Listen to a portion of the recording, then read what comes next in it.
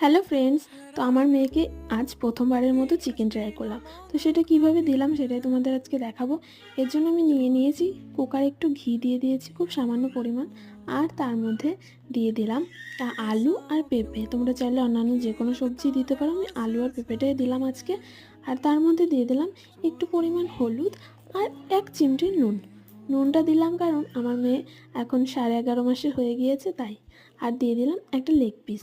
Leg পিসটা অন্যান্য চিকেনের পিসের থেকে একটু নরম হয়, তাই বাচ্চাদের এটা দেওয়া রেকমেন্ড করে ডক্টররা। আর দিয়ে দিলাম 1 চিমটে জিরে গুঁড়ো, আর এর মধ্যে দিয়ে দিলাম ধুয়ে রাখা মসুরির ডাল। তারপরে একটু নাড়াচাড়া করার পরে দিয়ে দিচ্ছি আমি একটু ভাত, অল্প পরিমাণ।